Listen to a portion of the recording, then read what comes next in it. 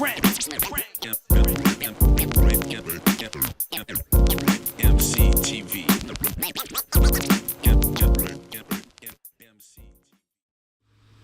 Yo, what's good? It's your boy, that motherfucker Steve, coming at you live from coming at you live from EmceeTV Studios in downtown Des Moines. As always, with me, I got my bro.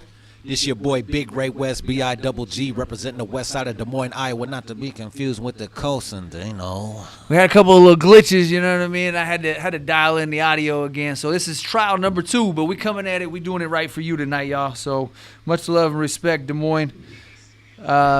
We should be good. We should be looking real correct now. Yeah, so we're gonna get these links blasted out real quick. We had a couple of little glitches, you know. Fucking cycling the audio there. I apologize, y'all. We back and living, loving. Boom. There we go. I just send it out to the world. Should we touch on this M80 situation? The M80 and Bazaar? We could have got there, but let's get there now. Okay. So it looks like there's a little confusion maybe between some verse ownership and who did projects together and whatnot, and there's a little beef between M80 and Bazaar. Both of them have posted different versions of the same story on their Instagram, and it sounds like they're a little upset with each other, and it's kind of over maybe where a verse was supposed to go, and who owns a verse and whether or not they were supposed to have the verse, right? Shit, I think your voice, that's just hot as hell, I feel like, Cuddy. I'll fall back a little bit. Is that, what's the top one? That's me. Okay. Yeah, I think that is pretty much sums it up. Looks like Bazaar did some work with M80 and was compensated for the work he did, rather that been a whole project or a few verses, whatever it is. Seems like a whole project though. And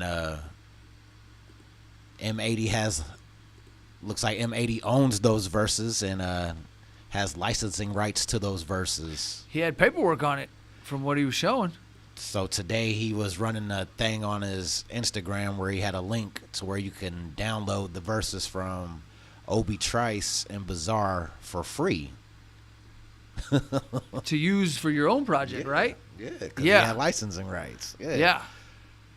So, That's kind of wild. That's cool. So so basically from what I saw, M80 is the one that's offering the packages with Wishmaster, where and Anno Damani or some shit. oh, okay, that's the other producer. Yeah, so you can buy a beat package with their verses on them, and essentially you can lease it out. Yeah. You get to throw your verse on there, and then you get to do a collab with your dream artist. They had Chris Calico, Bubba Sparks, Mercules. They had a whole pack of different people on there that you could be featured with if you bought the package with them on it, and then you get the beat from Wishmaster, and so then you get to be featured with your favorite artist for, you know, however much money, $300, $400, $500, whatever it was. I mean, that's dope. I feel like that gives artists an opportunity to fuck with, you know what I'm saying, bigger people. But a motherfucker like me is like, shit, I don't want the verse if motherfucking 500 other motherfuckers got it. Well, and I think they did limit it. Like they're only selling 200 copies or whatever. Shit, I don't want it if 199 other motherfuckers got it. Shit. Right. I mean, there is a certain amount of that. Yeah, cool. I mean, I'm not shitting on it. It's just not for me. Right. It's just not for me. I don't. It's a different approach. I mean, yeah. I think if the fan bases overlap, I guess you might have to worry about something like that. Yeah, I am still kind of coming in hot. If the fan bases overlap, you got to worry about the somebody else hearing that verse. But I think there's so many people out there doing music right now that they might not actually hear both verses. The beat's the same, right? Well, no, because I think you get the stems. So you just get the vocal stems. So you could essentially not use the Wishmaster beat if you chose to, and take that acapella, and customize a beat around it, and then use that on your beat.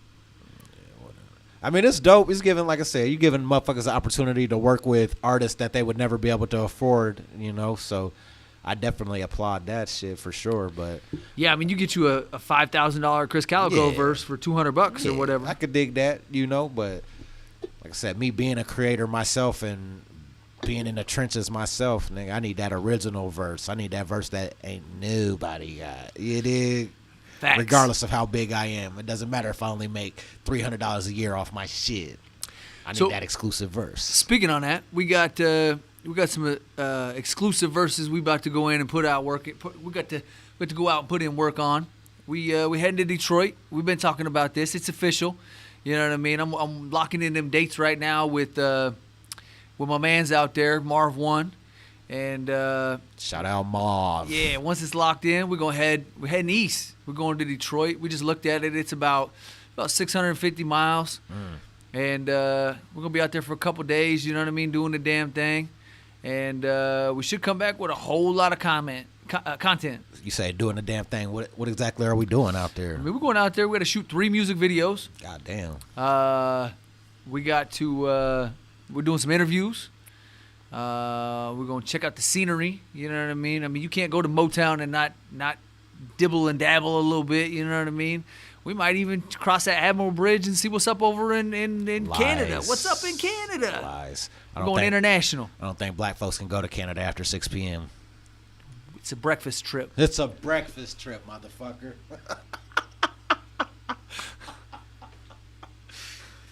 Talk to us about Ill Bill. Who is Ill Bill and what's up with the show, man? So we had to scratch the show. What? I mean, currently it's been rescheduled. We'll see what happens. Yeah, you know what I mean. There was just some organization issues that we're working out, and hopefully we can put that together for a later date. Ill Bill's been doing the damn thing for a long minute. You know what I mean. He's been in the game. What date was it scheduled for? So it was next Wednesday, the December 11th. December 11th. Okay. Yep. Canceled at Lefty's Live Music. December 13th. Okay. Yeah. December 13th. Yeah. Lefty's Live Music. Ill Bill is canceled. Yeah, and that's already been put out there. Yeah. It's on the event page and whatnot. So I think everybody that needed to know knows. Yeah. But yeah, man, I was excited to do that one. I just copped the new Billy vinyl, and I got the Gorilla Twins album with him and Gorilla Nems, and I was excited. You know what I mean? I was excited to get them vinyls anyways, but I was definitely excited to get to chop it up with Ill Bill. I was working on setting up some press with him while he was in town, and hoping to maybe knock something out, and who knows, maybe we get him on a record or something. But at this point in time, we're going to put that off until the next go around. So you say you bought his new album? Yep. On vinyl. So when you buy vinyl, do you stream the albums and listen to them beforehand? Do you already know what the shit sounds like, or do you strictly wait to get the vinyl and bump the vinyl, or the vinyl just collectors, never opened? What are we doing? So me and the homie Nuisance go round and round about this, I guess. But basically, most of the time I don't open my vinyl. I'm not the dude that's probably ever gonna sell any of them, but I feel like it lowers my collector value of them, which is kind of silly because vinyl has a different sound. It's an analog sound versus the digital sound you're going to hear on Spotify or whatever. And so the vinyl would sound different. The way the needle moves on the record, the pop of the analog, you know what I mean? It's going to be a totally different sound. But I'm kind of superstitious, and I got a lot of vinyl, but they're all still in the package. I don't open them up. So you're just a collector. You don't consume.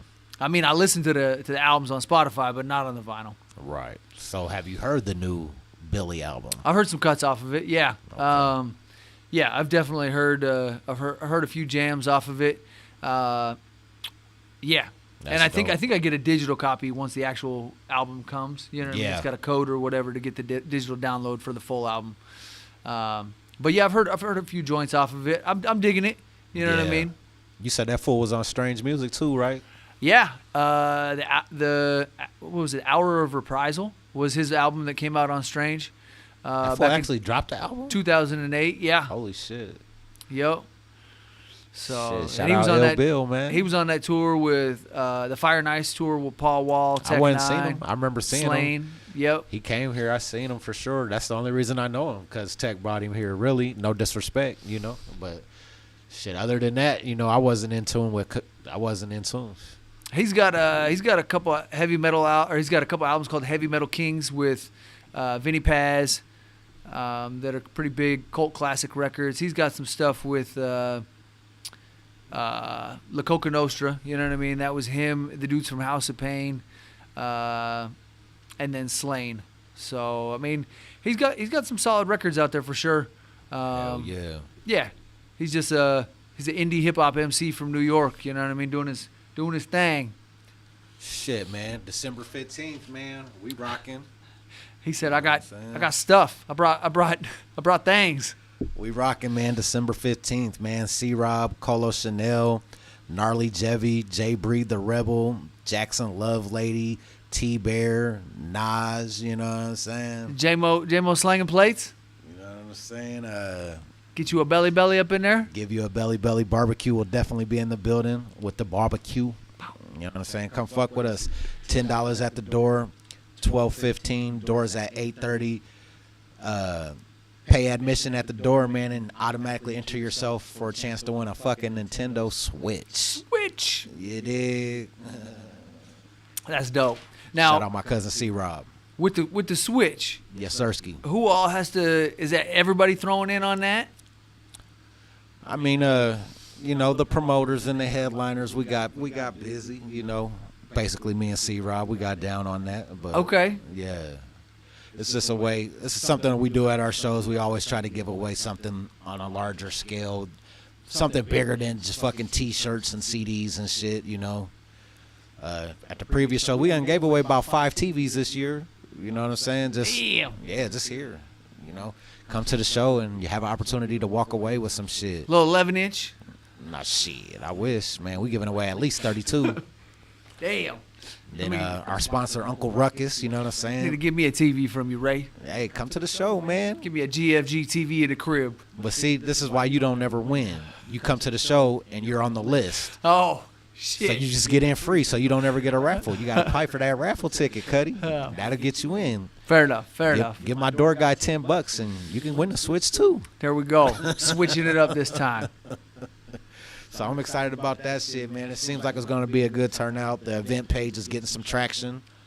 We probably got almost 70 people interested, about 30 people going. So it's light, but it's a success for our market. It's a good winter show. It's a good winter show. I like it. Yeah, so shout them fools out. C-Rob, Colo Chanel, you know what I'm sizzling. We on that type of time. Much respect to everybody tuning in and watching right now. Appreciate it. I'm gonna pull up the feed real quick right now, and we'll see what we got. If we got some comments in here, I know we got a few people watching. Very nice. And give us a shout out. Let us know where you at, and we'll shout you out in the podcast. So I definitely appreciate everybody tuning in. Much respect on that. That always makes it fun when we get a little audience feedback. You know what I mean? But yeah. What else we got going on? We're still working. You got the tour through. LA that we're working on routing out there and getting everything set up on. Yeah, man. I'm fucking with my doggy AJ the Dread out of Omaha, man. Omaha. We got an album that we're putting together. You know what I'm saying? Called Cannabis Cousins. Okay. You know what I'm saying? We're about 3 records in on that shit, so I'm excited about that. We still got to make it to Omaha to wrap up that photo shoot, man. Oh, yeah, we was going to try and knock that out. Hey, shout out to Tabo the Truth, man. We trying to get at you and see if we can't line up an interview, get you on the mic, bro. Hit you with these questions real quick one time and just chop it up with you. Hey, Boogeyman Bo, it's your boy Big Ray West, man. Get with me, man. Let's lock this shit in. You know what I'm saying? Hey, I would love to interview you on EmceeTV. Hell yeah. Salute. But, I'm fucking with my doggy AJ the Dread, man. That full tours at least 3 times a year, man. He's putting together a big-ass tour this time. I think about 15 to 20 cities, starting in Des Moines, you know what I'm saying, and heading down south a little bit and branching off to the West Coast. Okay. So I hope for me and T-Bear to hop on that majority of it. And then we're gonna link with you back here in Des Moines, man, and we're gonna shoot to LA, dog. Hell yeah. Shit, we finna shoot to LA, La La Land. Go out there and put out a little work. Yeah. Shit, what else we got going on, man? What's going on with the game? He was thinking about signing up with Death Row for a cool little minute. Tell me about that. You know what I mean? I mean, according to the headlines, you know what I mean. He was looking at signing up with Suge and what's the article say? It says me and my homeboy Sonic figured out this wasn't the place for me. I remember when they came out. I don't know if it was Double XL or The Source, where they had Left Eye and Suge and Crooked Eye, Eastwood, and I just felt like I should be on there. But about 2 months into it, he was looking at it like, I don't think this is really my spot. So they shot the Def. I had that magazine. Okay. You still got it? I cut it up from my wall. Okay. You know what I'm saying? At that time, I was a Death Row fan. There wasn't a lot of, at that time, it was the Row records. Yeah. So we're talking like. This was after Dre left. Definitely. We're talking like 2002, 2005 era of Death Row artists. You know what I'm saying? So it wasn't very popular in Iowa or in the Midwest to be fucking with Death Row records still. You know what I'm saying? Tupac died. They saying Suge killed Pac. You know what I'm saying? Suge Knight is just, he's a monster. Let the media tell it. It just wasn't popular. Well, and it was kind of a struggling label in general, right? I mean, it was blackballed. Yeah, it was nowhere near where it was. Nowhere close. Previously. They were blackballed. But I was a Death Row fan, and I definitely remember that roster of artists. But I did not know that the Game was running with them at the time. So I guess he felt snubbed when they all made that magazine cover. But he was running with the Death Row crew, and he wasn't on the cover. So he felt like there wasn't enough limelight in that camp, apparently. So he pieced out. Yeah, but that would have been... The Game would have been a strong signing for Suge Knight, but it was too late at that time. The Game had to come... Oof. I don't think anything could have saved that label. I mean, there would have had to have been some major. Suge was just, he was too aggressive with it. You know, he was too hands on. He wasn't going to let somebody like an A&R step in and run their role. He was trying to be the CEO, the A&R, and the muscle. And I think that was the blueprint. It worked. I mean, at one point, but you had Dre up in there and other people that were there to kind of help facilitate things. And I think without those people in their places, I think that they were missing some very key players. They needed that commercial success, artist, and they tried to do that, but they got him too late. Like Corrupt came back, but you know Corrupt was past his prime at that time. They ended up grabbing Petey Pablo, you know what I'm saying, after his run with the Lil Jon and shit, but I think that was a little too late. They got the homie Milkbone out of New Jersey. They had him try. I remember he was on the Chronic 2000 and shit. They had him try and go after Eminem. Yeah, which was a mistake. Yeah. Then they had another white rapper that dissed Eminem. That motherfucker Twist. I don't remember him. Yeah. He used to be in there was a rapper named The Realist. Oh, I remember him. Okay, so The Realist had a group called The Last Circle. Okay. And Twist was a white rapper in The Realist's group. Okay, he out of L.A.? Out of Cali? I'm not sure. We're going to have to look into that. Tap in with us. Let us know what you know about The Realist and Twist. Fucking, but he dissed Eminem and them on that song, Fuck Dre. Oh. You remember that? Yep. That was a classic diss, too, Cuddy. Them motherfuckers went hard. I bought the record. Me too. Two Gangsta for Radio or Chronic 2000? I had Chronic 2000. Yeah, I think it was Chronic 2000. Yep. Yeah, dog. That double disc. And I think wasn't Lady of Rage on there too, maybe? Nah, it was a lady named VK. Okay. Yeah, she was from Texas. Okay. VK. Yeah, she was a beast too. She had that song on there called Curiosity. Yep. That shit was hard as fuck. Boy, you bring it back to old school, man. I was a Death Row baby, boy. Got me talking about this golden era, man. Yeah, well, I mean, the end of the golden era, unfortunately. See, to me, it was still dope, though, because I'm a Crooked Eye kid, you know, so that's my favorite rapper. So he was the #1 artist over there at the time. I'm a big fan of Crooked. You know what I'm saying? Yeah, much respect to him. And he was repping that shit hard, boy. Yeah. Hey. I mean, maybe, at one point I was a fan of Suge. You know what I mean? I've even met Suge a couple times. You know what I mean? But I don't know, man. Especially in light of everything that's going on right now, it's like, I don't know, man. Motherfucker got a 9th murder charge. Dog, hey, the industry blackballed him and made him tough. But if he could have found a way to get that one commercial successful artist that was still in their prime, I'm not saying they could have brought Death Row back, but I don't think it would have drowned as quick as it did when Pac died. You know, it seemed like when Pac died and Snoopy left, it was just like, meow. Well, I think Dre was the catalyst. He was, when Dre left, it was already.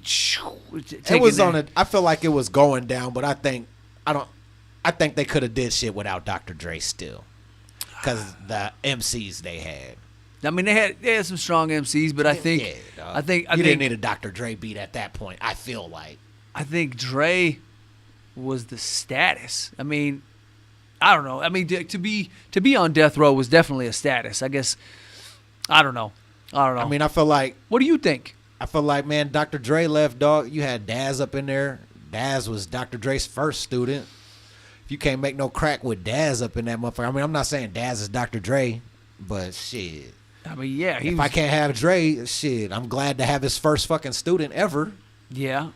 And then no Dr. Dre, you got Daz in there, you got Corrupt in there. Well, you got Pac in there. arguably Warren G, but yeah. Warren G was never on the road, though. But I'm just saying, like, you know. Man. Protege. Yeah. He was doing his own thing, though. He went to Def Jam. Yeah. This DJ, he is down, mixing sirski. records. Yeah. I fuck with Warren, man. Yeah. Salute. Well, I love Death Row. I love the history. I could talk Death Row all day, especially the new row. Yeah, I was definitely locked in. You know what I mean? I was fully with it back when it was, you know what I mean? I mean, Dre was the one that did it for me. I've always been a huge fan of Dre from the jump. You know what I mean? Ever since I first heard him, I was just like, damn. You know what I mean? He is so cool. Yeah, I mean, he wasn't quite like that. I said he was awesome. I said this was phenomenal. I said he was phenomenal. With a PH. Does he put on his Dickie suits? Christ. With a PH, Ray. It was phenomenal with a PH. Nah, man, I'm a huge Dre fan, and to this day, you know what I mean? Like, that's probably the biggest. That'd be the biggest thing on a bucket list for me. Be able to see Dre. I've seen M. I've seen Snoop. I've seen, you know, Daz, Corrupt. Time's running out too. I know. I've never had an opportunity to see Dr. Dre.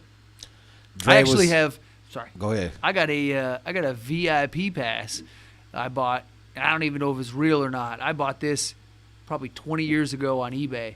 It was a backstage pass for a tour Dr. Dre did, and it was the laminate, all authentic looking. I mean, it could have been a bootleg, who knows? But I bought it forever ago off of eBay, and I think I still have it in my office somewhere. But it looks official. It was cool. Hell yeah, man. Dre was he was definitely instrumental in my loving of West Coast hip hop, but ultimately, man, I think it was Snoopy for me, dog. Yeah. Snoopy and the Dog Pound. Fuck. That's what got me on Death Row, man. That harmony. I ain't no harmony in that. That was just straight killer shit. But this ain't no Bone Thugs. I guess I'm talking about the G-Funk. You know what I mean? Oh, that whole flavor that they yeah, brought. yeah. You know. Yeah. It was different, man. Nobody had ever done was anything hard, like dog. that. Nate Dogg. You know what I mean? I mean, that was hard. That was a dog. pioneer sound right there. It was hard, man. Yeah. That fucking.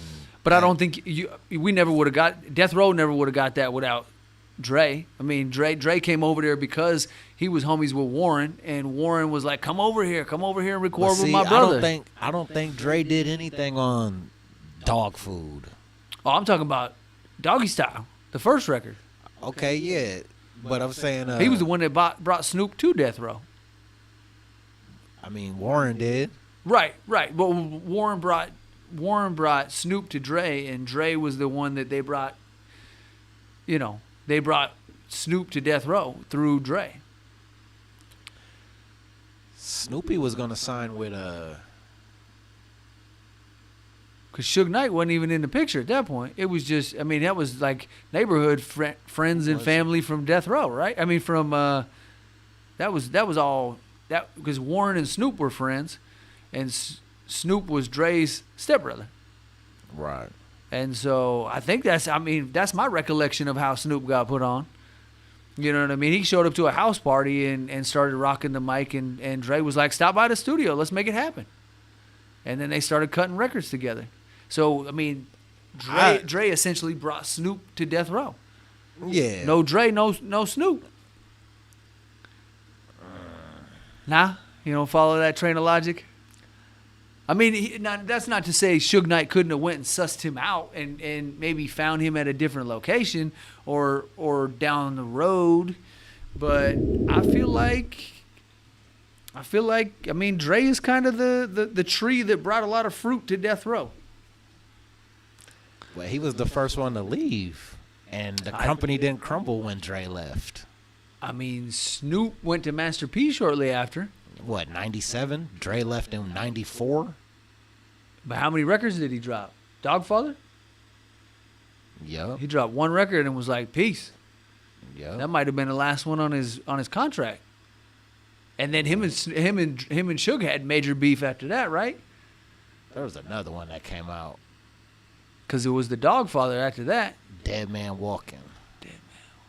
Oh, that was an old school one, though, wasn't it? That's the one where he's on the front it cover wasn't with the a street fresh sign? It wasn't. Nah. What's that one? That's newer. That's recent. That one is... trying to think of that. I think that's got that one with the... The first record they did together was off of the Lawrence Fishburne movie with Deep Cover. Yep. The Deep Cover soundtrack was the first track they did together. That was like 90. Yep. That shit was hard. That was Jeff Goldblum, Lawrence Fishburne. The movie's dope too. I had the movie on VHS. Jeff Goldblum's Marquez. I like Jeff Goldblum. What was he? He was good in Independence Day. Jurassic Park. Yep. Take it all the way back to The Fly. The Fly. Well, way back on that one. Motherfucking yeah, man. But I just felt like, man, I don't feel like Dr. Dre leaving Death Row was the ultimate crumbling of the label, man. He left that fucking dog food came out that Daz produced. Fuck, but that shit went platinum like a motherfucker. And like I said, I don't think there was no Dre on that bitch. Okay, so and maybe I'm misremembering it, but what talent did Suge bring to the table? Everybody was on Death Row at one point in time, Cuddy. But I mean, who did Suge go out and recruit? You know what I mean? Like, who did he scoop up? Because I feel like that whole Above the Law. Yeah, but they already had records out before that, didn't they? I mean, they was established career, but you just asked me who Suge bought the Death Row. That's what I'm just answering. Okay, that's valid. Yeah, because I mean, I feel like the whole, from my memory, the Death Row camp was all Snoop's connections and Dre's connections. Yeah, because I mean, if you look at the Dog Pound, that was Snoop's cousin Daz and his homie Corrupt, and then the Lady of Rage was Dre's homegirl. What's her name? Michelle. That's just the Crip side of the Death Row family. You got to think of the Bloods too. You got the relatives over there. You know what I'm saying? Death Row was split into two.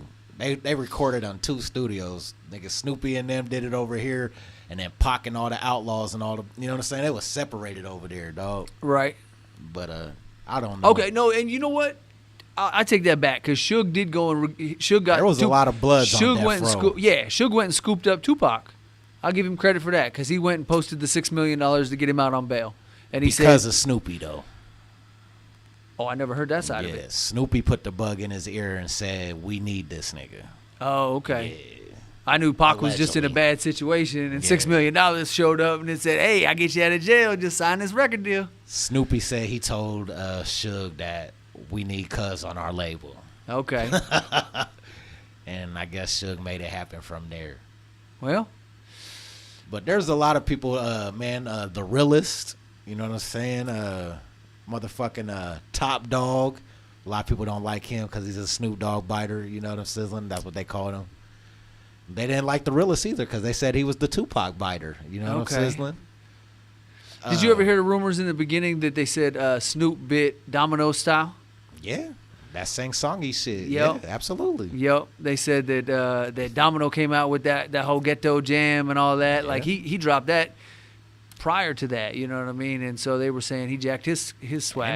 And he's from Long Beach, I think. He is. And he's The from Long ghetto Beach. jam is about to slam with some notes from the Dicky. I used to love that shit. I had So it we on had that cassette. tape. Yeah, me too. Yeah, I played that Fucking cassette right, bud. nonstop. Shit, what you know about that? What was that? What, sweet potato pie? I'm all fucked up and I don't know why. Got a piece of that sweet potato pie. Now the date was straight with the homies and shit. Getting fucked up off the chronic, but whatever you want to call it, homie. That's Peace to the fucking hilarious. alcoholic. Eastwood. Perhaps he does know. Oh, come on now. Making the proper remedy. When I hit it, bitches envy me. Yeah. She said, Yeah. she said she want wine. Well, I guess that's fine. Yeah. Motherfucking, you know who else was hard on death row? Motherfucking Eastwood, dog. Eastwood. Oh my God. I'm trying to remember Eastwood. So that's on the row. That's the new Okay. row. Yeah. Okay. Woo-wee. Hey, he's a dog, man. Now, where was Badass at? Was he on the new Death Row? No, he Badass was on Doggy. He was affiliated Snoop. He was on Doghouse when Snoop started Doghouse Records. Gotcha. They went over there. I don't think he ever did a project though. And then he died early. He died young. Yeah. We talked about that a little bit last time, but Yeah. we lost that one young. He was talented though. I liked him. Had a lot of energy. You know what I mean? Just a wild little young buck. Yeah, he was G'd up. Yeah. He was G'd up. I fuck with Badass, you know what I'm saying? He wasn't never one of my favorite DPGC guys, but you know what I'm saying? I acknowledge him. Another DPG nigga that gets slept on is Superfly. Okay. What you know about Superfly? I fuck with Superfly. That whoop, dee whoop. Yeah, I'm trying to think. Oh shit, who's the one that was? Who was the one? Well, Max Sean too. Max Sean can go hard as hell. Yeah, from the Bay. But what was the one? Sugar Free. Sugar Free. He was never on the road though. No, but I mean, he was definitely a close affiliate of Snoop and all them. You know what I mean? He was fuck with Snoopy. Yeah, he was fuck a- with Sugar Free too. He was a pimp. He was a pimp from the way back. He's a dog. He said, "Bitch." Yeah. That motherfucker said, "I'd rather give you my bitch than Yeah, give you a joint." I'd rather give you my bitch. Yeah, he got a new album out with Cocaine. Okay, They did a duo album called Sugar Cane. there we Oh, go. that shit's hard as fuck too, nigga. It's already out. Oh yeah, Oh yeah, I'm gonna have to scoop that. yeah. I'm gonna have to Sugar check Cane. that out. That shit's hard as fuck. Hell yeah. But on to some more shit, man. Charlamagne the God labels 50 Cent a diabolical genius amid his feud with P. Diddy. He referenced the G-Unit rapper's latest dig at Diddy, in which he offered to purchase the Revolt brand from Diddy because Diddy stepped down as CEO amidst allegations of assault Yeah, with there was Cassie and a few other chicks. everybody's running from Diddy. I mean, motherfucker, ain't nobody want nothing to do with Diddy. They left him from his school. They said you can't be affiliated with a school anymore. Now they've got all these allegations, and they weren't even. I mean, it's bad. It's bad. No, I bet you Ciroc. I bet you whoever, if he's got a board for Ciroc, I bet you they cut ties too. I've already They've been saying Diddy's a monster. Yeah, I've already kind of expressed my feelings on him. You know what I mean? I wasn't ever really a fan. It's funny though. I was gonna shit on his puffy jackets, but I got my puffy jacket right here. But but those jackets were way puffier when they were doing him and Mace doing the close ups in the just the shoulder shrug shit in the videos. I fuck with 90s puff. I can't stunt. Yeah, I do. I mean, love the tribute he did to Big. I was gonna say the joint with Sting. That shit was hard. Yep. I always enjoyed Mo Money, Mo Problems. I always enjoyed All About the Benjamins, the rap and rock version. You know what I'm saying? I think I fuck with Puff. He put in the work, man, in the 90s. He was one of those guys, man. Yeah. He was for me. I mean, I don't know. I kind of felt like he was a leech. You know what I mean? Like, he was just, he had the money, and he was in the right spot at the right time. Yeah. Paid the bills. That's true. That's true. Kept the lights on. He had a business plan. Who am I to knock him for having a business plan? Puff was successful on this shit. He did. He was. That's all I'm speaking on. I can't speak on his character. I'm just speaking on his musical achievements. I don't know anything about his character. I was a fan in the 90s. And Tupac is my GOAT, you know, so if Pac said fuck him, it's fuck him, but I can't deny what he did for the game. Yeah. Yeah, I mean, I give him some credit. I give him a little credit. Not a whole bunch, but he's in there. You know what I mean? I felt like he was overly heavy in everybody's music videos with no real reason. But I mean, if it wasn't for Puff, we wouldn't know some of these guys. Maybe not on such of a big scale. That's true. Not to say they wouldn't have got discovered on their own, but maybe not on the biggest scale as some of these guys we do know, like the Locks. Yeah. Big. Yeah. See, I don't know. I feel like Big had Mack. I feel like Big had so much talent that he was. And I don't know, maybe this is a slanted point of view, but I feel like he was destined for stardom regardless. And I could dig that, but who's to say it would have been on as big a scale as Bad Boy Records? That's valid. Because he was, I mean, after Craig Mack, he was the poster child. Yeah. He was their dude. Like, think if Kendrick Lamar never got with Dre. Like, think Kendrick Lamar would have went with Rick Ross or somebody. Who's to say he would be as big as he is? He got discovered, but is it Dre big? I don't know. It's valid. But I'll fuck with you on that. I don't know. Ultimately, fuck Diddy, but you know, hey, shit. There we go. Hey, came back around to it. You gotta respect. I mean, I feel like you gotta respect him what he did in the early game. You know, I think he put down some big ass stepping stones in hip hop. I want to know how much he likes cheesecake. You know, when he made them boys walk, he made them kids walk like a motherfucker, boy. I'm talking shit. I'm done. Shit, how Rick Ross feel about Charlemagne?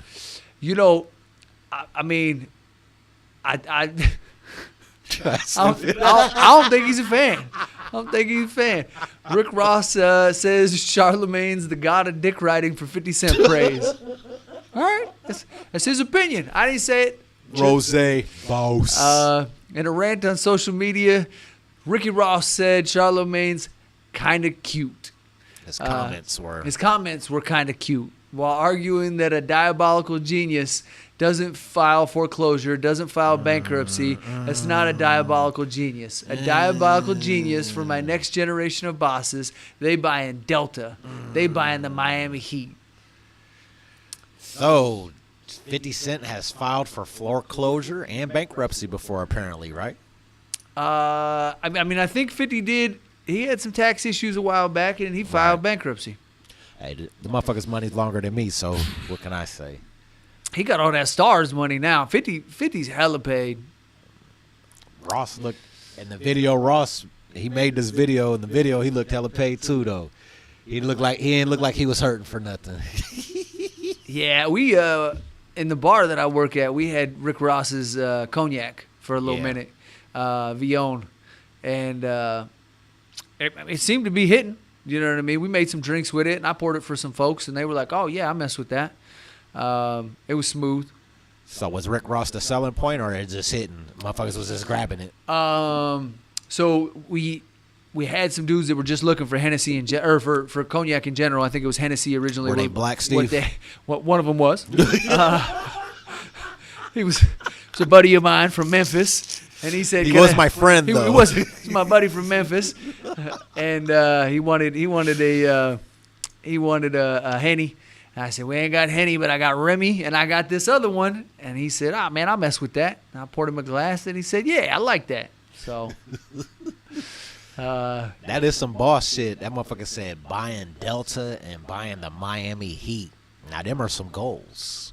Yeah, that's Ross's next moves, he thinks. I mean, manifestation is real, I guess. Yeah, you're speaking into existence. You know, I mean, so all right. So you're a sports guy. Did you see this deal with who's old boy that had the Dallas Mavericks? He just let him go. Mark Cuban. Mark Cuban, yeah. What was the deal? What was the reasoning behind that? Any idea? So he sold majority of the team in hopes to open up a casino arena resort in Dallas. Oh, okay. So he's about to do some super big shit, Cuddy. Okay.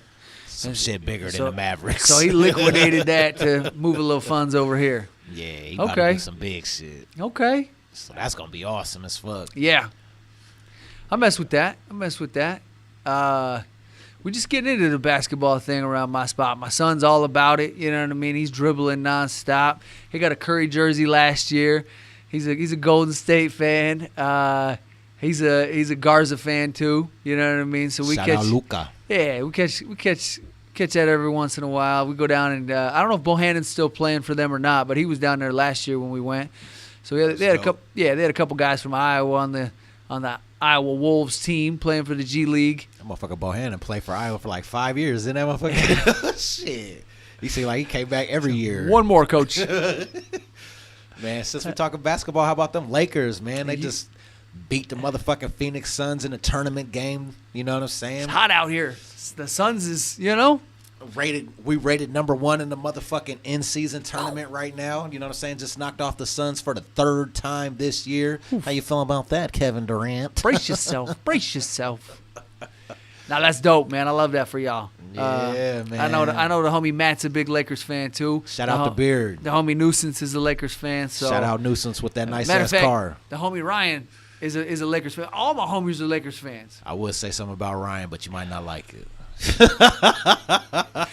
Ryan says he's going to Detroit with us, so now I'm inclined to. Ryan, you're a flake. I say that respectfully, man. You didn't come last time. There were some trips. Ryan was supposed to go on, and he didn't. I didn't want to say it. Steve made me say it. Sorry, Steve made me say it. I kept pushing. I tried to give him a red light, a warning light, and he kept going. Is that what that was for? What are you gonna do? No, with all due respect, shout out Ryan. Yeah, man, we'll see who all makes it on this Detroit trip. I heard my homie JLB Hood said he's gonna come with us. You know what I mean? So we might need a fucking tour bus by the time this motherfucker. You ain't coming, man. Come on, man. We might need a tour bus by the time this motherfucker takes off. I fuck with you, JL, and I fuck with you, Prez, man. Y'all niggas ain't coming, man. No, man, the invite's open, man. If y'all really want to get down, come get down. Though. Knocking on your door? You know, this is EmceeTV. I got to talk that shit. You know yeah, we having fun. We just, shit. Charlemagne couldn't make it today, so we fill in the void. We Real talking talk. shit. Real talk. So, yeah, hey, if JL do come, though, that'll be some rock star shit. I feel like we're going to jail that weekend. You know what I mean? We're going live in the motherfucking car the whole time. We're having lots of fun. Hey, so speaking of basketball, yes, sir. Ice Cube's got a basketball squad. What do you call that? He's got the Big Three league. Yeah, the Big Three. Yeah. I heard a whole article on the Rogan podcast with Ice Cube and Rogan talking about this, and I didn't realize how deep he was in the game.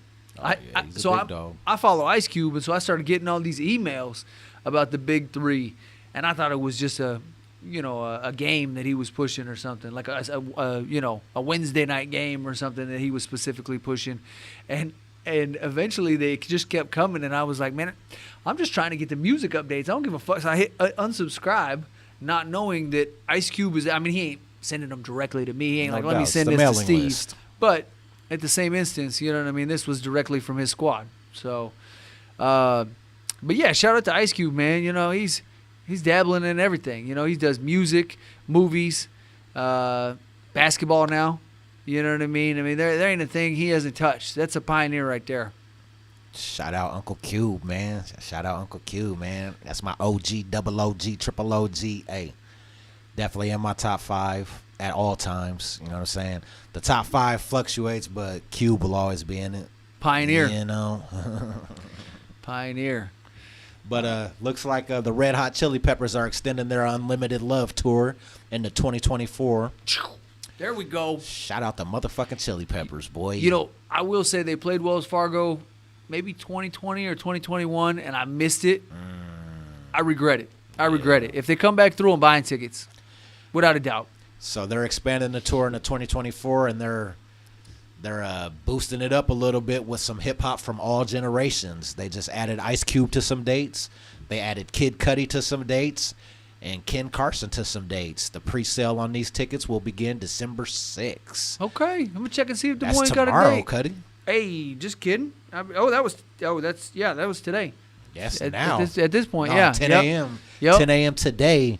The pre-sale tickets go on sale for the Red Hot Chili Peppers tour. We might have to check and see. I'm gonna type while we talk here real quick. Their last date is in Kansas City. Okay. And it's the Ken Carson guy, so I don't even know who that is. So I was trying to find an Ice Cube date. But Ice Cube, he's going to be in, like, Virginia and shit. We should probably skip that one. Yeah. I don't know if they're gonna let us. They might not like us in Virginia. I feel you. Me specifically. I mean, we're both fucked either way. All right, so this tour looks like it kicks off in Lincoln, California, February 17th. Oh, so this is coming up quick. No, that's why I said they extended it. Yeah. Yeah. California, Arizona, California, Washington. Hey, by the way, no disrespect to anybody from, what were we just talking about, Virginia? Yeah. Yeah, no disrespect to Virginia. I think Timberland's originally from Virginia. Absolutely. So, So is Missy. Yeah, I'm just. Missy So is Elliott Chris was? Brown. Really? Okay. I didn't know that. See? Putting me up on game. Now I'm just an asshole. So Cube's going to be in Florida, North Carolina, Virginia. That's Okay. it. It's going all the way into summer, though. Oh, that's the end of it, though. But they're at is that Hollywood Amphitheater? Is that where you Yeah. went and seen Yes, Snoop sir. and all them? Yes, sir. But I don't know none of those openers. Like, I'd just be going for the Peppers. Otoboke Beaver? You don't know Otoboke Beaver? I don't know Otoboke Beaver either. I don't even know if I'm saying what it Cudi right. does, man. I would go see the Red Hot Chili Peppers down there. What was the date? July 30th? Yeah. Man, I might have to get in on this. Just for the fun of it. You know what I mean? We'll see. Oh, it's pre-sale, so we got to get a 10 code. a.m. Yeah. Or you got to be Are we platinum members, bro? Shit. I don't know if we even bronze, Cudi. All right, fair enough. Oh, tickets is pricey, $200 a piece. If VIP is at a meet and greet, Probably not. Probably not. These motherfuckers a little bigger than that. All right, Probably not. Well, I would mess with the Red Hot Chili Peppers. That bass line, you know what I mean? Definitely one of my top 5 bands of all time. For sure. Yeah, I mean, if we're not talking Wu-Tang, I'm talking Red Hot Chili Peppers. It's still a thing. It's going to go on forever. It's going on forever. Wu-Tang is not a band, guys and gals. It is not a band. D12. They are a hip-hop collective, as is D12. But they said these chicks don't even know the name of my band. It was just for a record. Just for the hook, huh? It was just a song, man. It was just a song. You can't take it to heart, Ray man. Ray vetoed my vote. He said I'm out. Just because rappers say it doesn't make it real. Oh, shit. My life just out the window. And just because rappers say it doesn't make it real, tell me what Fat Joe's been talking about. Man, you know, Fat Joe says I lied in 95% of my songs. I'm a family man, motherfucker. Didn't he just say he lied? He's lied on the stand a few times too, because they were trying to use Young Thug, and who's Young Thug on trial with? Young Thug is on trial in Atlanta somewhere. Shout out to everybody watching. Appreciate y'all tuning in. Much love, respect. If you drop us your name in the comment, we'll shout you out one time. Yes, Sirski. I see everybody in there. Appreciate y'all. Hit the thumbs up for us real quick one time, and you know what I mean, support your boys, and you know, we'll show that love. We'll shout you out. But back to Fat Joe. He said, I lied in 95% of my songs. I'm a family man. You couldn't build a jail high enough with all the lyrics I've said in these songs which are untrue. So this shit. He said, I'm lying to all of y'all. I'm lying. I've been rapping professionally for 30 years. I've lied in 95% of my songs. That just sounds ludicrous as fuck to read out loud. He said, I'm a storyteller. Just like Cat in the Hat, motherfucker. Just read that sentence out loud. I've been rapping professionally for 30 years. I've lied 90% of my songs, 95% of my songs. This nigga Fat Joe crazy as hell. He said, "You can tell that. You can say that in court." So this is what I think it is. I think because of the law, or because what they're doing to Young Thug, they're saying that they could use his lyrics to prosecute him. Right. Fat Joe's trying to quickly cover his tracks. You know what I'm saying? To say, oh shit, Been lying I've for been years. lying. Like, Yeah. look, y'all don't lie too. Like, how can you use this as lies? It's just I'm an entertainer. How many people has Bruce Willis really killed? You know what I'm saying? I slurred that. In hip hop, Fat Joe know this shit too. In hip hop, the gangster rap community especially, like, you got to be doing what the fuck you talking about. You know what I'm saying? Now, Fat Joe, he's of that age to where he could say some shit like this and it's not gonna kill him. He's already past his prime and reached his peak and got everything he can get out of the hip hop game. So it's not gonna affect him to come out and say this. But as an up and coming artist, yeah, right. I wish you would say some shit like that and think you're gonna be successful. Yeah, that's Stop it. That's a tough sell. That's a tough sell. Stop it. Yeah. Motherfuckers will pull your card. They'll test you. They want to test your gangster. Yeah, Now, this goes back to what we was talking about earlier. I was saying, what talent did Suge Knight bring to the table? yeah. Suge Knight apparently tried to sign Run DMC at one point and bring him over to Death Row. And that would have been brilliant. I mean, it'd have been dope. Yeah. DMC remembered we had a big meeting at Beverly Hills. This was before the downfall of Death Row. We sat down with Suge and he said, "I'm gonna buy you off Arista. You're Run DMC. You'll mean a lot to this culture." Oh yeah. Suge Knight had some good intentions, but you know, he used to just show up, come and sit down, and he said, "We were just so amazed when y'all cats came from New York. We were so amazed to see how y'all stuck together." And that could have been a potential, like, game changer for hip hop, period. Like, that could have changed some trajectory of some shit. Do you think MCs would have had an issue with that, being that they were so New York for them to go out to I think LA? New York would have been the only ones having an issue with it. I think New York would have been the only ones having an issue with it. The West Coast would have embraced them like a motherfucker. That's true. I mean, I guess Mobb Deep signed on with G Unit. To be fair, that's some East Coast shit, though, but take the number one group, arguably, of that time and then bring them to the gangster rap West Coast label, New York would have been losing sleep like a motherfucker. Especially since that whole East and West tension. A little bit of stock trading sides. New York wouldn't be feeling that shit. I wonder They'd if fuck around and boycott that motherfucking album if they dropped on Death Row, dog. I wonder if they considered it. I wonder if they were like, maybe, you know. There's a lot of things going on.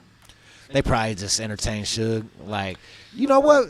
OG, that might be a good. I could see that. Can I get some prime rib? Yeah, and then as soon as he leave, like, motherfucker, you crazy as fuck going to California for. Rev runs it. Trying to leave. I don't think so. We trying to live.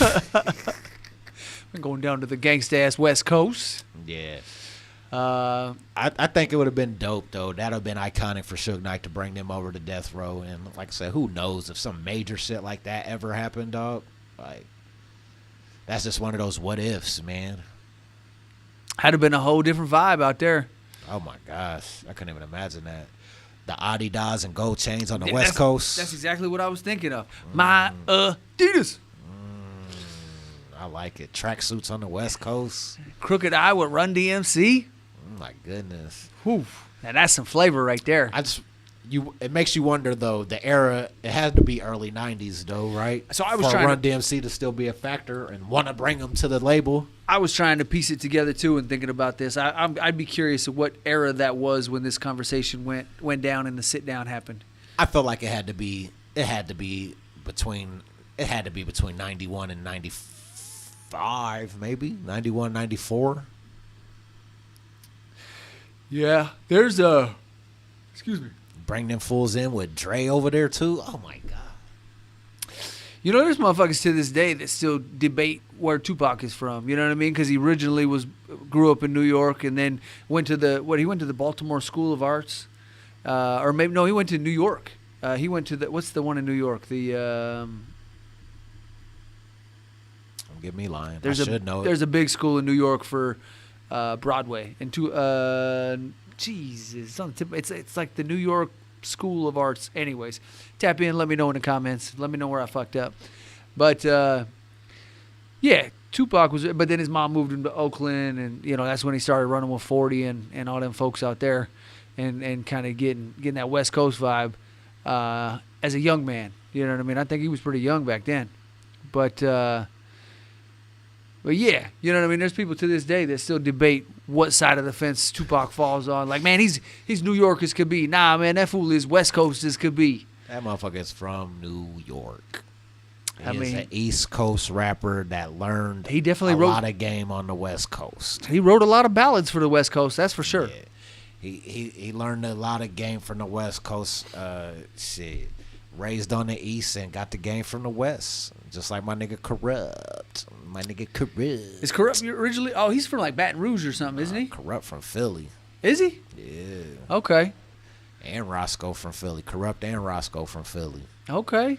But, they raised out there in Philly and came to the coast and got the game. There we go. I respect it. I always consider Tupac a motherfucking, now if you ask me, like if we're doing a coastal draft, you know what I'm saying? The West Coast is going to draft Tupac because I feel like when he banged the W's, man, it was just so iconic, man. He repped that West Side so hard, man. And he wrote some of the hardest ballads. To Live and Die in L.A. I mean, California love, dog. Yeah. He wrote some of the biggest hits for L.A. L.A. definitely stole his heart, without a doubt. Yeah. So I feel like if we had a coastal draft, the West Coast has rights to Pac, but the East Coast got rights too, because it's like, hey, nigga, he started over here. He's from our soil. Yes, sir. But I'll call him a West Coast rapper, but if I had to be technical, I know where he's from. Valid. What about you? What do you classify him as? I mean, overall. I think I took notice of him originally when he was West Coasting. Yeah. And so I gotta say, yeah, I mean, I'm trying to think. I think aside from the stuff he did with Humpty Hump, what was that? Digital Underground. Digital Underground. I kept wanting to say Diggable Planets. Aside Same from the song. Yeah. Aside from the stuff he did with them, I think all the records he did were on the West Coast, right? Because no, he's got a Tupacalypse. That whole album was before Death Row. No, but that was a West Coast production. I don't think that was East Coast. He wasn't on Death Row. No, but he was signed. The label he was with. Yeah. That was a West Coast record label. What was the label? That was like Capitol or somebody out of L.A. Yeah. Hang on. Google. Oh shit, we'll do it over here so I don't look like I'm. Yeah, we're about to find this out. Tupacalypse now.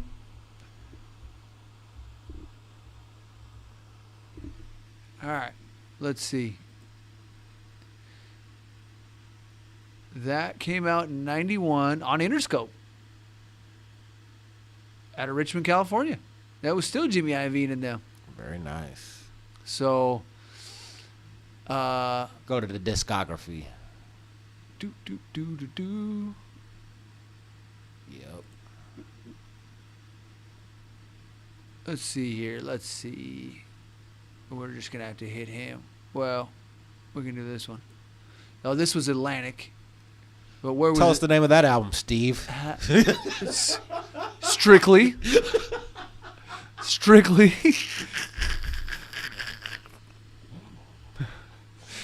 Don't get me on here. Nope. Strictly for my niggas. What Ray said.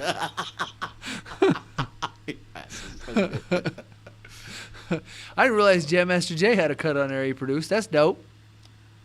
But okay, so Tupacalypse Now was Interscope.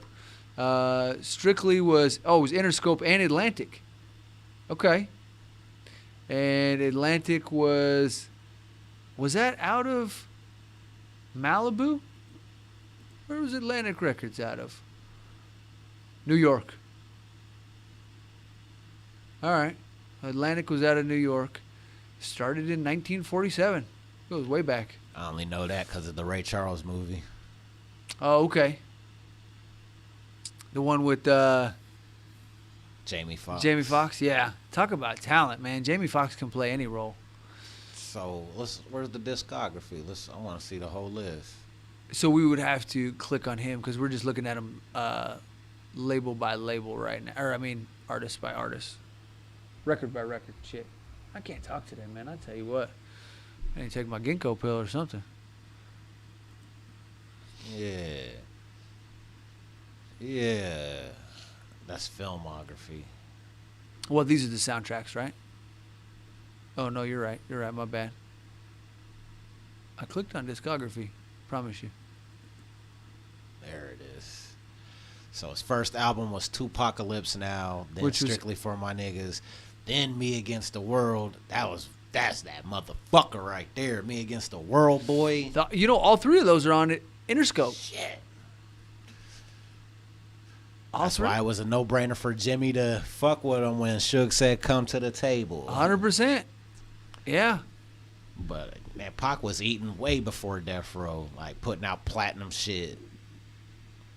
Yeah. Strictly for My Niggas went platinum. Fuck.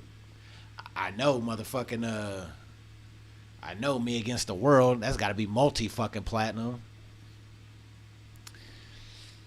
Where's the awards? Charts right here. Fuck.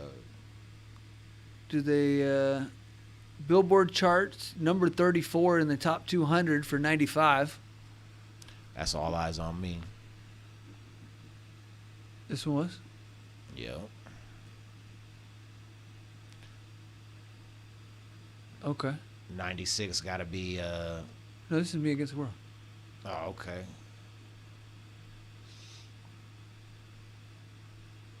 Yeah, that's right.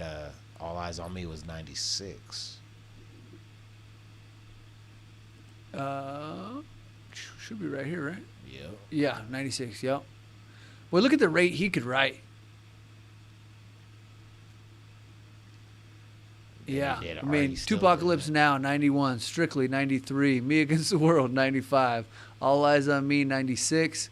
The Don Illuminati, 7 Day Theory. Yeah. Too, boy. Yeah, that record was Posthumous hard. album, the first one. Yep. Then Are You Still Down? Until the End of Time was hard as fuck. Yeah, Loyal to the Game. And these are all classic.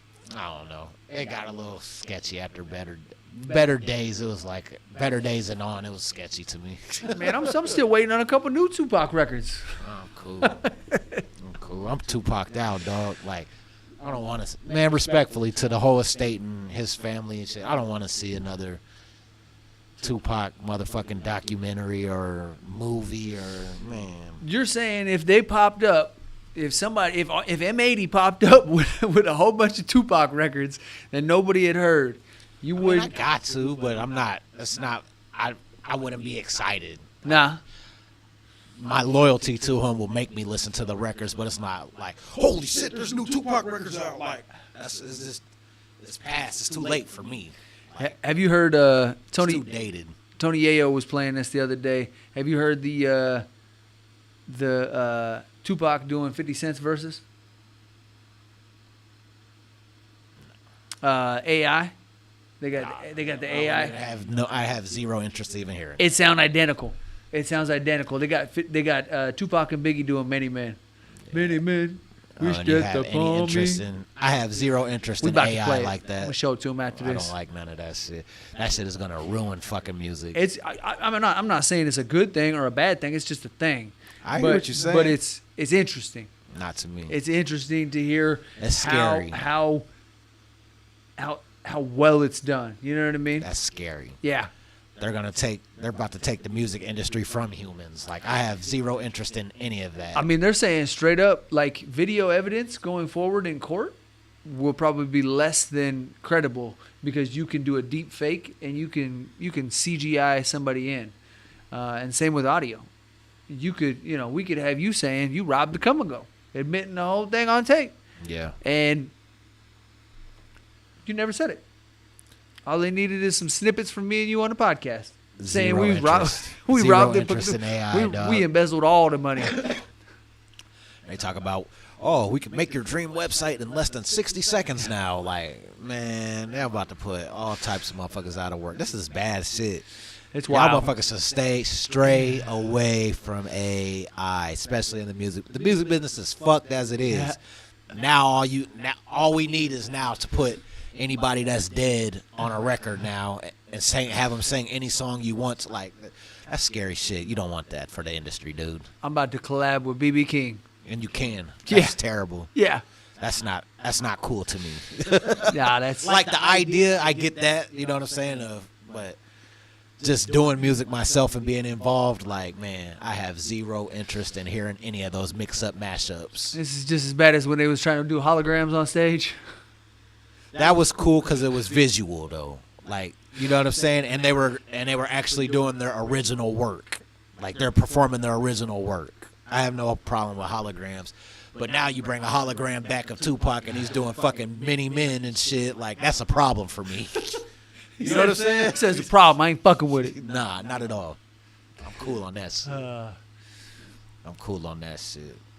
What's up with LL Cool Man? LL Cool J is he's one of the hardest MCs. I got mad respect for him. Yeah. I seen a picture of him and KRS-One from the way back. Oh my God. It had to have been the late 80s, early 90s the other day. And much respect. Nothing but respect for him holding it down for the hip-hop culture and putting on for, 30 years? Gee, hell yeah. I just jumped down a KRS-One rabbit hole, too. Based off of, I was watching In Living Color like 2 weeks ago. And that fool was on there performing The Bridge Is Over. And I just had to go back in to KRS-One. I was like, that shit is hard as fuck.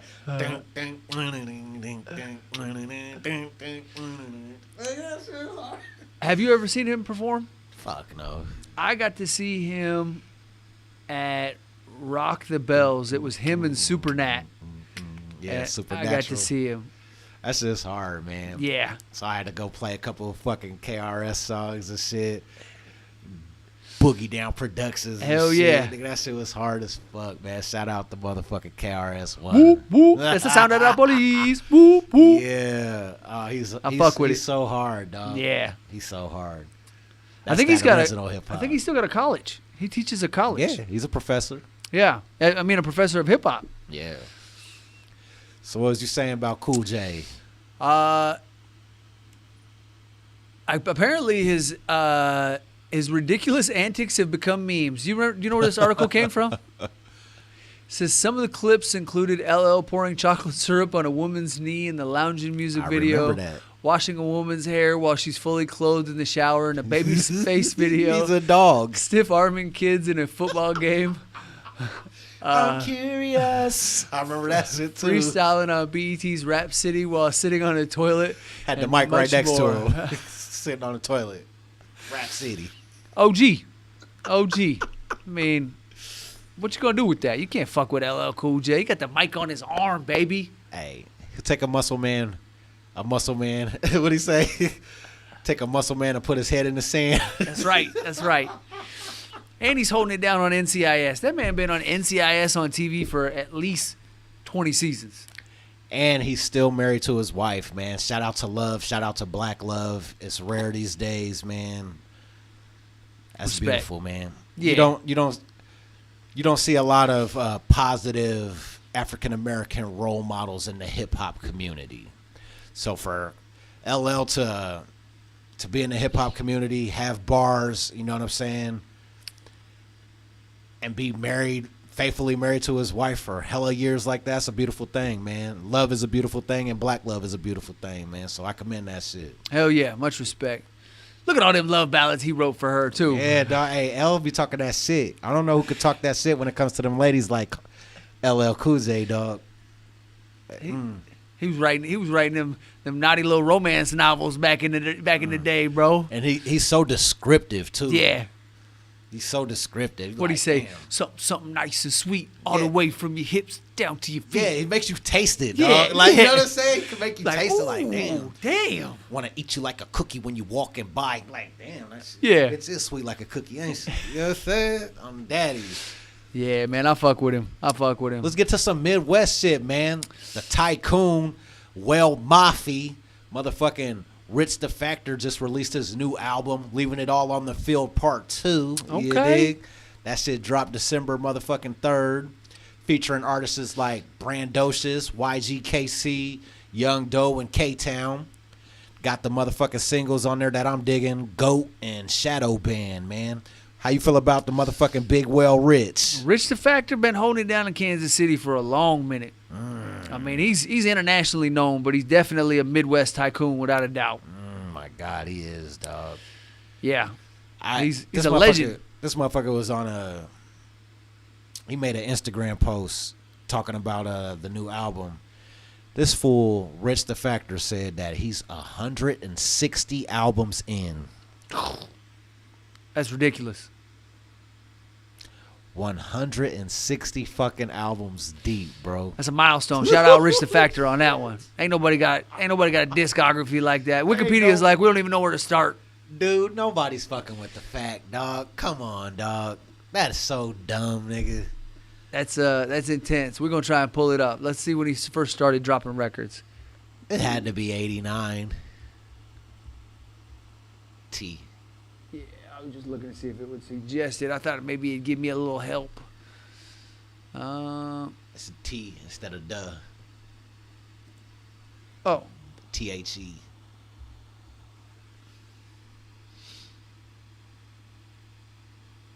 All right, we'll try this one.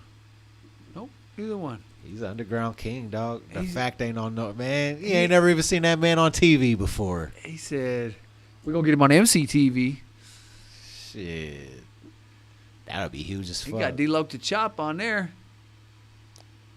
Here he is That down at motherfucker- Strange Music. That motherfucker like 52, Cuddy. Yeah. 51 right there. 51. Boom. Fuck. Yep. All right, here's Still the albums. active. Here's the albums.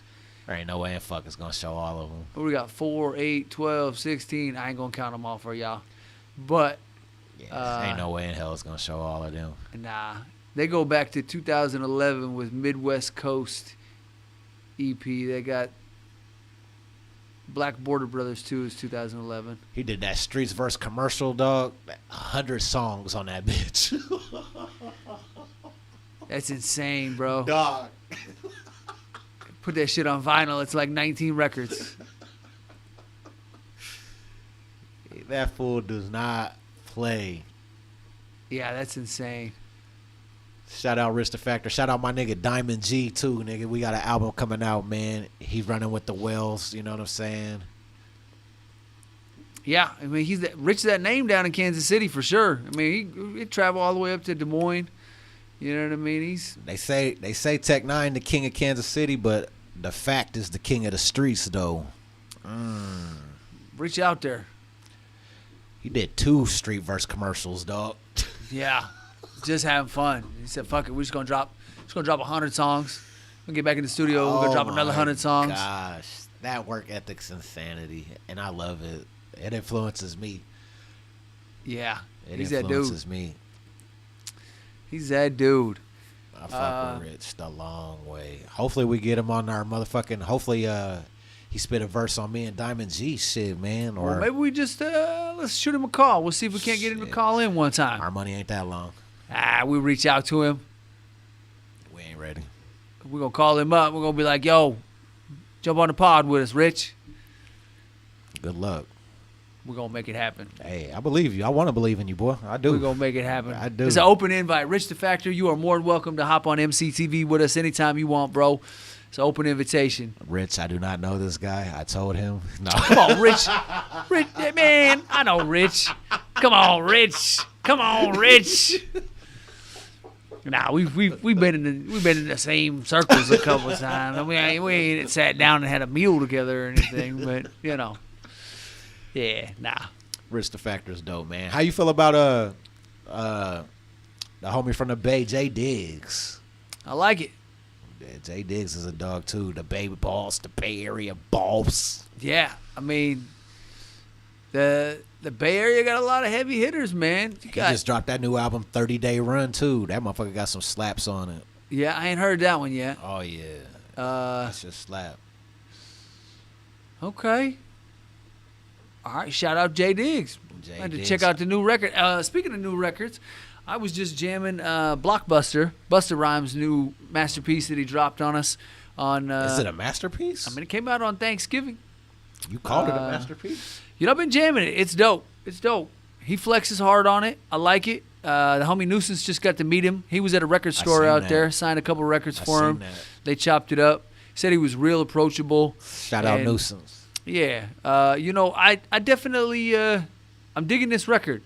It's got a different pace and a different vibe to it. Busta always brings a different, you know what I mean? Like, he's always Busta, but he always keeps you entertained. You know what I mean? You don't listen to a record and go, I've heard it. You know what I mean? Like, it's always a new, it's almost like it's a new style, but it's not. You know what I mean? It's the same. It's a hard hitting track to kind of get you amped up. You know what I mean? Like Busta does. But everything I've heard so far, I've enjoyed. You know what I mean? And I actually was listening to it when I was at the gym today, and it's a great workout record, Blockbuster. You know what I mean? I got 3 copies of it. I got the vinyl, and I got a CD, and I got the autograph CD, and then I got one for somebody for Christmas. So I grabbed me 3 copies just to support. Much respect. You know what I mean? But yeah, it's dope. It's dope. Have you heard it yet? Nope. Okay. It's I wasn't a fan of his last album. Oh, the Extinct Level 2? Yeah, I don't know. It didn't do much. I mean, he's an elite rhymer. Nobody can't take that away from him. He could rhyme his ass off, but shit, I don't know. I don't know. It was just. Was you a fan of the first one? What was the first one? The Coming? I probably own 3 Busta Rhymes CDs, bro. I can't lie. Yeah. Outside of commercial Busta, I'm not really too familiar. I just found that I don't enjoy full Busta Rhymes projects. Yeah. I mean, the one I probably liked the most was the one he did with Dre. He had that Rick James sample as the single, The Ghetto. In the Ghetto. In the Ghetto. Yeah. I think it was Big Bang, maybe. What's the one he did with Dre? I was trying to think of the name of it, too. I don't think that was it, but maybe it was. That's film. Why does it keep taking me to film? There we go. Yeah, it was Big Bang. Oh, you're right. It was. Yep. Big Bang. 2006 on Aftermath. That motherfucker was hard. It was hard. What was the first? The first one was The Coming. I loved that record. I played it nonstop. It had the woo-ha, woo-ha, got you all in check. And got you all in check. It was cool to see him transform from that guy from the Leaders of the New School that was like a super animated, kind of skinny guy, you know what I mean, to just the big. I mean, he basically reinvented himself. You know what I mean? He's yoked. Say no to steroids, guys. But Busta's cool, man. You know, and hearing his whole story, I can't remember if I watched something or I read it, but he had a whole story about where his career went from when he left Leaders of the New School to trying to get himself established as a solo artist after that. He was kind of out on his own, you know what I mean? Had to create this whole new identity and whatnot. And so he was writing and working and whatnot, but he would go to the studio to sell herb to folks, and he'd be like, yo, while I'm here, you want me to drop a little track? You know what I mean? And I guess eventually it paid off. And he ended up getting in the studio with more and more people and doing features, and he just kept doing features, and he really got his name out doing features in the beginning. And at least that's what I remember from what I read, I think, or the video I saw. But my cousin D-Man loves Busta Rhymes. I'm a big fan. Me and the wife just went and saw him in Minneapolis on that 50 Cent tour, and then we had bought tickets to go to the VIP party and kick it with him afterwards. And I dropped a considerable amount of coin, and we was gonna go do it. I can't get into a whole Busta project, man. Yeah. I don't know. Like I said, he's a Is it the dope high rhymer. energy, or what do you think? I don't know, dog. Maybe it's just. And that's cool. interest. That's I cool. just lose interest. I don't know. Yeah. During the whole project, I don't know. Yeah. I fuck with you though, Bus. You could rap like a motherfucker. Top tier. Top tier. Top tier without a doubt. Yeah, you one of them guys. You one of those guys. I just can't get into the discography. Not yet, anyway. You know what I'm saying? And for some artists, I'm a late bloomer, man. Sometimes it takes me a while for me to really, really, really appreciate your art, you know. But hopefully I'll get around to that level because I think you're definitely deserving, for sure. Yeah. Yeah, I mean, he's, you know, between the stuff he's done with Q-Tip and everybody over the years, you know what I mean? Like, he's collabed with, you name it. You know, your favorite MC, he's worked with him. You know, and yeah, I mean the career, the longevity, the film career. You know what I mean? From Higher Learning on up.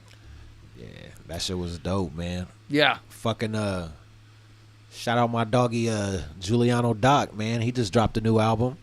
Okay. Called I Don't Bother a Soul. You know, I haven't heard it yet, but he invited me to the listening party. It was a Saturday though. Did you make it? Nah. Yeah, I couldn't make it. Invite. I had to work. So I politely declined. I said, man, I appreciate it. It was like the day before. I think I got the invite on a Friday, and he said, hey, we got a listening party tomorrow if you want to slide through. And I said, man, much respect. But we was in the studio all that night. Why are you lying? What you talking about? You didn't even work. We was in the studio all night. Man, stop lying. This motherfucker. I'm like, what are you talking about? I was literally at work. I'll show you the clock in. Don't let Julie, this man. he was not at Don't work. let this man be lying. Don't let this man be lying. Shit. Woo. Hey, you looked at me too like, what? I didn't lie. Yeah. I did the shit my dog does. Rotates his head a little bit like, what? Yeah. I'm confused. What you're saying words, but I don't understand what the fuck they mean. Yeah, that side. Yeah. What? Hell no, I'm lying like a motherfucker. Nah, man, I would have loved to go. Shit. Me too, shit. That's dope. I heard the album like 5 times already. I had him actually set up for an album review. Oh, nice. We're gonna do the album review on GFG TV. Okay. So shout out my foolie Julie. Hell yeah. Solid effort, man. You know what I'm saying? I already critiqued it to you, so you know how I feel about that thing. I don't want to talk too much about it. I'll save it for our interview. There we go. Des Moines, Iowa. Make sure you stream Giuliano Doc. Hell yeah. I Don't Bother a Soul. Much respect on that. Well, on that note, I think we should close it out on a high note. Yeah, hey. Me and Naj are doing an album together too. So be on the lookout for that. There we go. Get you some Battle League rapper Naj and Big Ray West. We're All right. 3 songs in. Nice. I like the sound of that. All right. So until next time, appreciate everybody tuning in and listening. And make sure you drop us a comment. Let us know who was in here tonight, who was watching. Let us know what you like. And, I mean, if you absolutely have to, let us know what you don't like. And, smash that thumbs up. Ring the bell up there so you get the notifications when we drop something new. And until next time, it's your boy, that motherfucker Steve. You watching EmceeTV, the podcast. It's your boy, Big Ray West, B-I-double-G, representing the west side of Des Moines, Iowa, not to be confused with the coast, and they know. And we out.